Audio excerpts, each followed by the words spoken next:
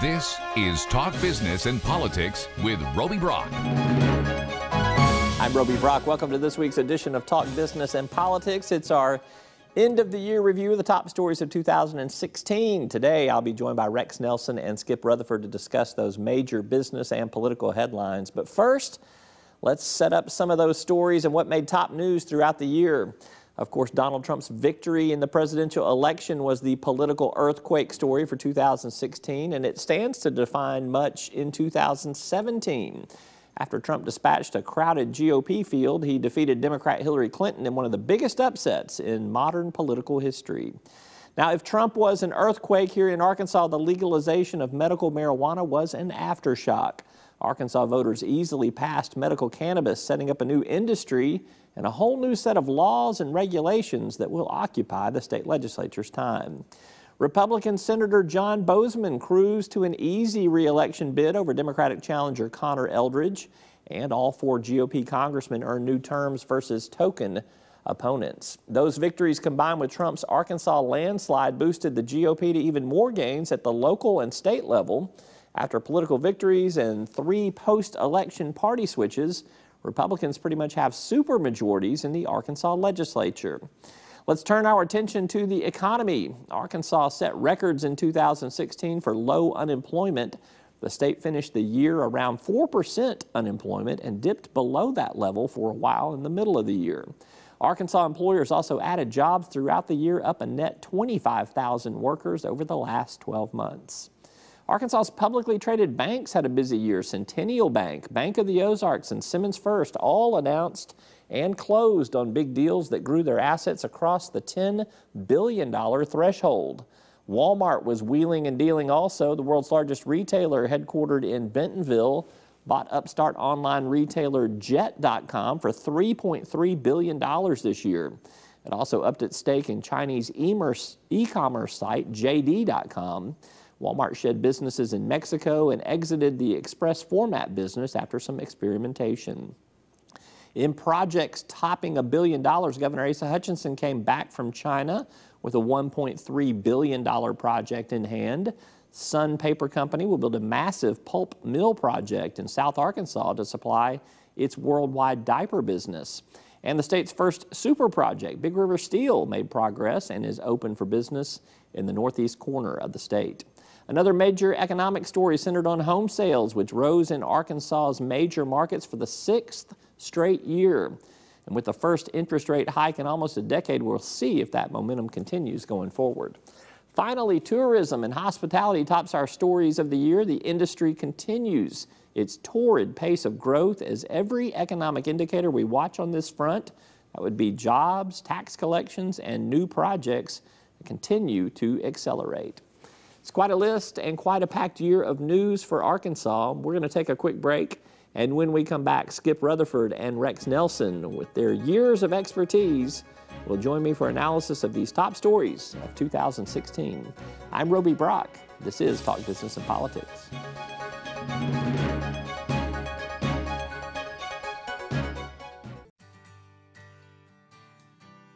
Arkansas Electric Cooperative Corporation provides electric energy across 2/3 of Arkansas.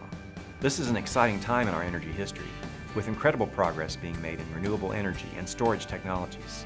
As our energy portfolio continues to diversify, we'll maintain an all-the-above strategy to provide reliable and affordable electricity. Ever since the first light bulbs were placed in our members' homes, the electric cooperatives have been the solutions provider for our members, and we want to continue that well into the future. A farmer understands the needs of every season, and so do Farm Bureau members. When Arkansas families needed electricity, our members brought it. Reliable roads, our members built them. Agricultural education, our members provided. Today's members may not live on a farm, but their connections are as close as ever. So when that difficult season comes, no member has to face it alone. For every season, Arkansas Farm Bureau. Join today. And welcome back. I am now joined by Rex Nelson. He is the president of the Political Animals Club here in Central Arkansas, the original Political Animals Club. Skip Rutherford, former Political Animals Club. Yeah. The founder. Yeah, you know. And also a dean at the Clinton School of Public Service. We got a great political discussion here today. Year in review. Yeah, we're going to do a lot of politics and a little bit of business here. Right. Let's begin with the political earthquake of the year. This was the Donald Trump election, the upset bid over Hillary Clinton here. How's he going to govern, Rex? I don't think any of us know. I mean, this is unlike anything that any of us have ever seen, anybody in the country. I just think we play it day by day, and every day's a new news day during the transition. And I think it's going to be pretty much like that after January 20th. Every day is going to be something new, and you just really don't know. What have you thought about this transition and everything that you're seeing going on, Skip? Well, first of all, again, this is a year that will go down in political history as one that scientists and activists will study forever. But, you know, I have a lot of hope for the president-elect. That may be a surprise to people, but you know, look, he won. It's time to unite the country. You want to support the new president. I think he's made some pretty good cabinet choices. I think that he's got a great chief of staff. And I hope he can work well with Congress. It's kind of going to be unpredictable. There's an exciting element of that, Roby, I got to say. I have to agree with you on that. There's an exciting element about that. But this was a change election. We've talked about that before. And he represented change. So you wish him the best. Skip, I had a bad flashback when I sat down in this seat because about 2 months ago, less than 2 months ago, I sat in this very seat and looked Roby in the eye at about 7 o'clock on election night and said, Hillary with 300 to 330 electoral votes. I remember that. But we had a lot of company in missing that prediction. I think not only did you have a lot of company, I think the Clinton campaign didn't see it either. I don't think really anybody, maybe Trump, you got to give him credit. What's next for Hillary Clinton? What does she do now going forward? You know, I don't know. Have you been following that website, Hillary in the Wild? That you know, where they do these shots of her at the walking in the woods or at the grocery store or whatever. You know, I don't know, Roby. I think it's one of those deals. She won the popular vote by 2.9 million votes. She still has a strong following in the country. I really have no idea. I think it's just probably nothing until, you know, several months, maybe my guess. Let's see, what do you think the GOP Congress with the Trump administration, what do they get to in the first 100 days? What's the biggest thing that they kind of take a whack at? They start repealing things. I mean, they'll start nibbling around the edges of Obamacare pretty early on, and we will see that. I think what you're really going to see, though, in the first 2 to 3 days of the administration, I think you're going to see a lot of executive orders actually come out of the White House. President Obama has made very effective use of going around Congress, using the executive order over the past 8 years, and I now think that you will see President Trump, following the inauguration, start issuing a lot of executive orders that roll back a lot of the things that the Obama administration did. I agree with that, and I think you're going to see some of that rollback, and I think you're going to see some on your own. I totally agree with that. The most interesting thing on the health care debate is that the things that he said, that he wants to keep pre-existing conditions, that he wants to maintain that people age 26 and under can be on their parents' insurance, those are going to be hard to do without the other side of the equation.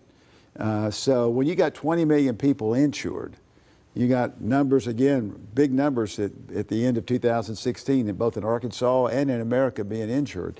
It's going to be a real challenge. I mean, you may have to repeal Obamacare, but my sense, if he does that, it will be with a 3 to 4 to 5 year transition, which in essence is really not a repeal, it's just a deferral until we can get a plan together. Yeah, or some changes in place. So it was a big night for Republicans in terms of taking the White House. They also solidified their numbers in the House in terms of holding on to control of the House, held on to control of the Senate. Here in Arkansas, landslide victory for Republicans across the board. How does the Arkansas GOP now govern with these super majorities?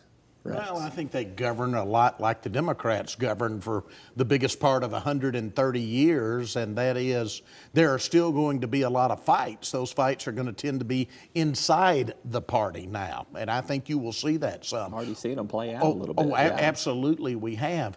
And I think most people, I think, Skip, you'll agree with this on me, for the most part, since he became governor, Governor Hutchinson has struck a pretty pragmatic, pretty moderate tone in the things he's done. And so he will end up fighting people to the right of him in his own party, as certainly we did when I worked in the Huckabee administration. Skip, where did the state Democrats go now? Well, it's really interesting because I agree with Rex on what he said, and I think that you're going to see this with this supermajority of the Republicans. You're going to see Republican versus Republican.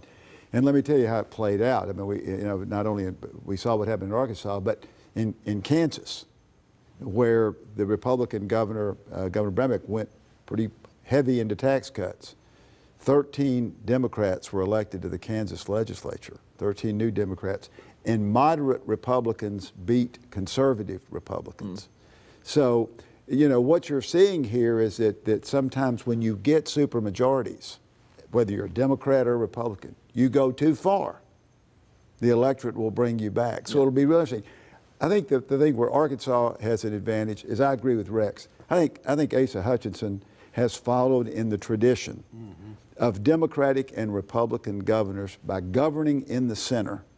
People like him, people trust him. You may disagree with him on an issue here and there, but from Bill Clinton, David Pryor, Dale Bumpers, Mike Huckabee, Wynn Rockefeller, Jim Guy Tucker, Mike Beebe, you know, you've got a whole series of governors that know how to govern. Yeah. All right, we've got to take a quick commercial break. We're going to come back and talk more politics with Rex Nelson and Skip Rutherford. I'm Roby Brock. We're back right after this.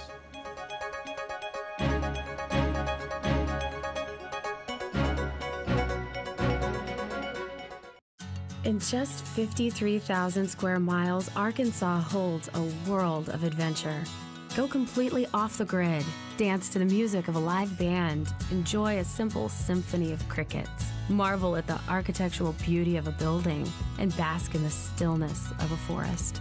Whether you belong in the city, a small town, wilderness, or a combination of them all, it's here. Explore the allure of authentic Arkansas.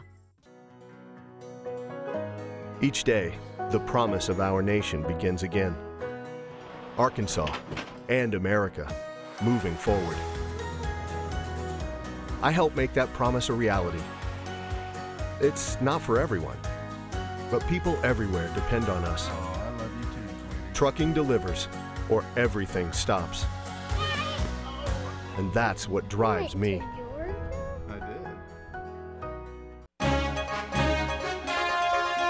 Welcome back. We're talking politics with Rex Nelson and Skip Rutherford. Year in review, look ahead at 2017.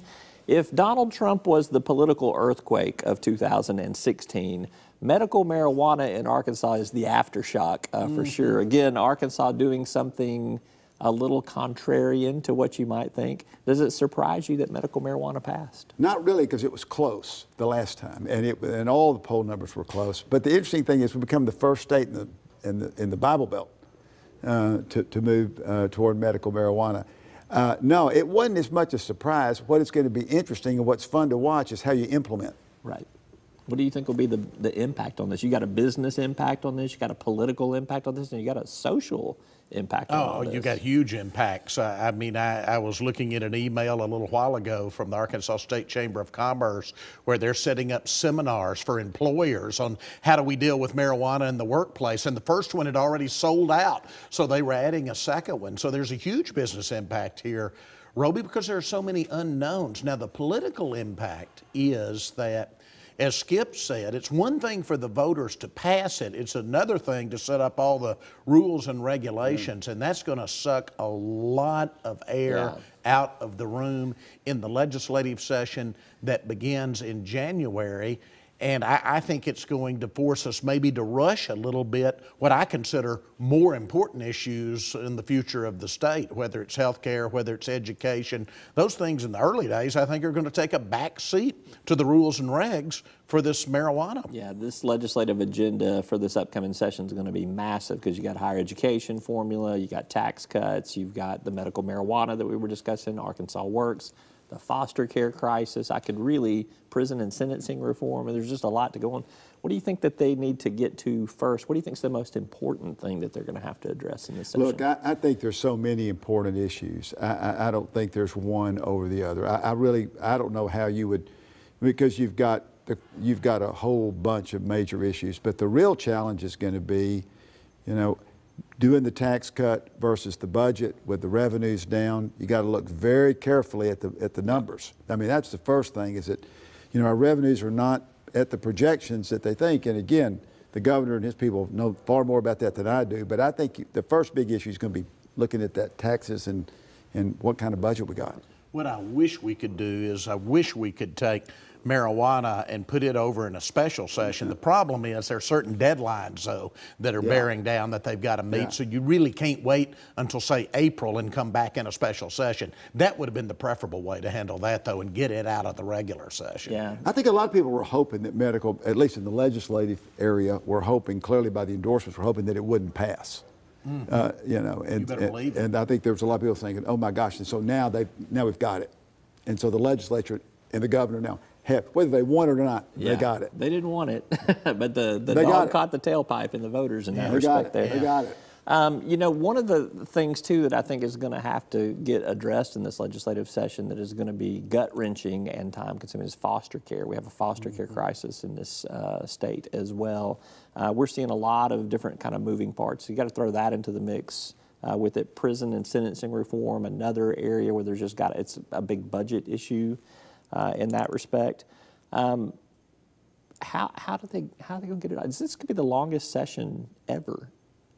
If you're not going to have some of this stuff on the fast track. And then I'm not even throwing in the social issues like guns on college campuses, and there's going to be some pro-life bills. There's going to be a potential transgender bathroom bill like North Carolina's been fighting. I mean, you guys have both been up there around all of this. I think we are looking at a session that could go deep into April. Now, when I used to work in the governor's office, you'd always say, gosh, this is going to be a long session. And it was always kind of interesting. I would call it spring fever. You know, and Oakland would be entering its last couple of weeks, and the crappie would be biting, and the April turkey season would be starting. And then it suddenly was amazing how things would come together. It's easy to be in that building when it's gray outside and it's spitting sleet and spitting snow in January and February.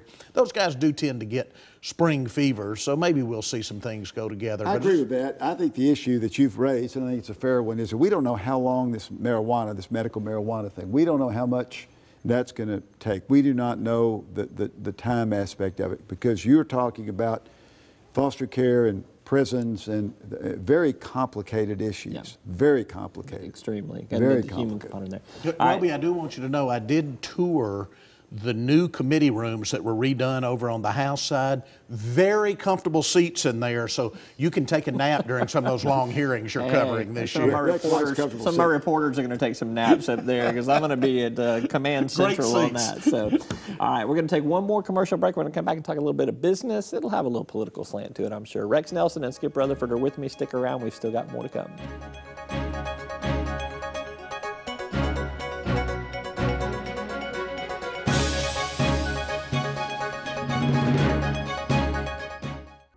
Circuits turn on the lights by making a connection, by closing the loop. At Entergy, we believe our economy is circular too. What you put in comes back.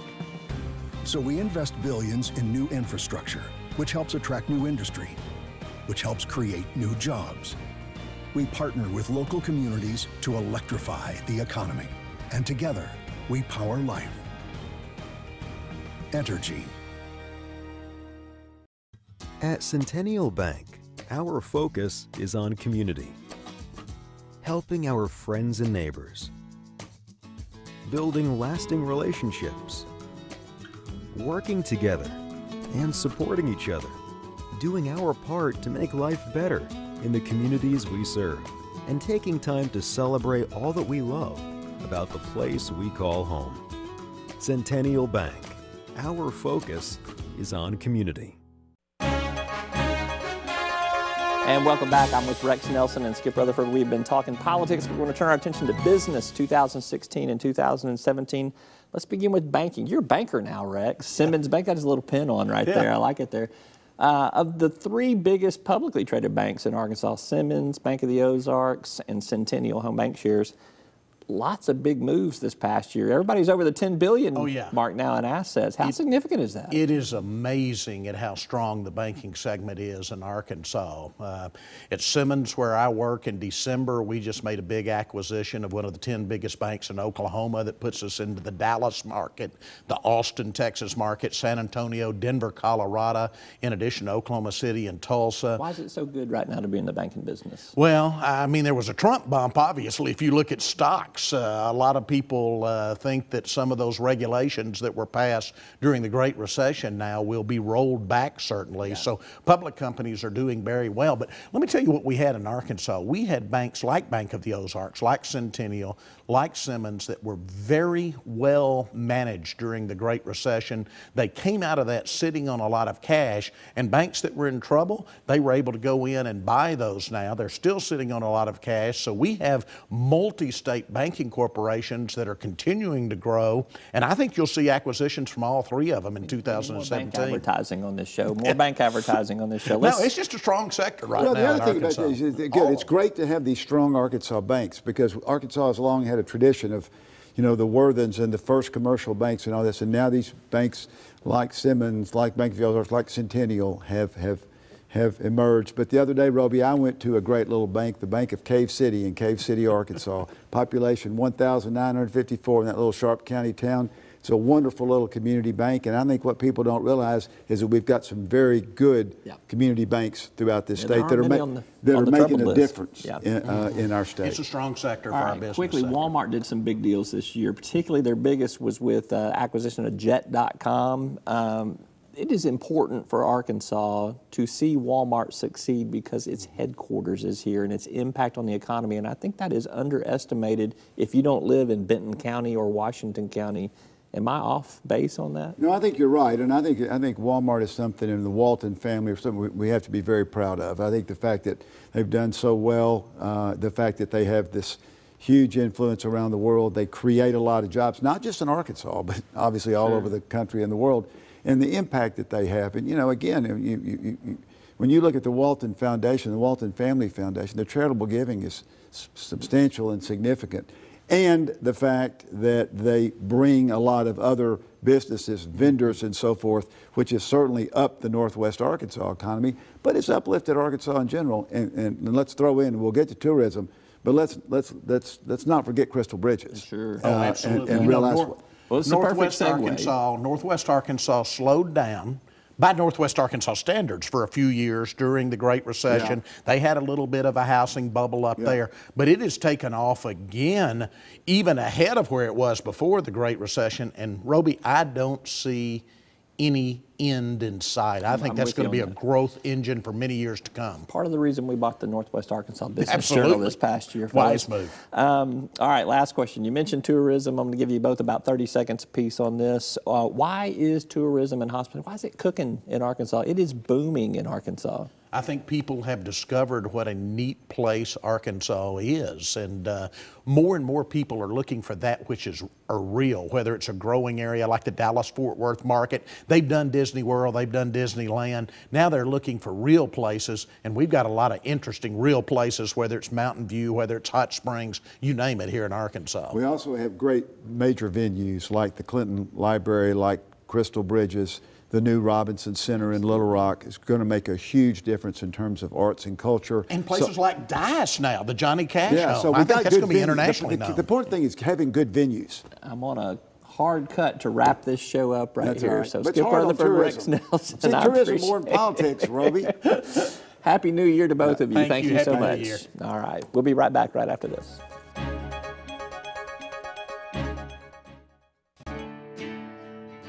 I believe every relationship begins with a question. And at Bank of the Ozarks, we love finding the answer. So when I tell my customers I can do something, I do it, and I get it done quickly. Bank of the Ozarks is one of the top-ranked banks in the country, but we still make decisions locally, face-to-face. You have a friend here. Bank of the Ozarks. When did too big to fail replace too smart to fail? When did trend overtake truth? When did putting clients first stop being second nature? For us, never. You can't take a risk in any investment that if it goes wrong and you lose it all, that you endanger the ability of the firm to survive. And that's really what Wall Street forgot. So when do you want to learn more about Stephens, one of the country's most successful investment banking firms?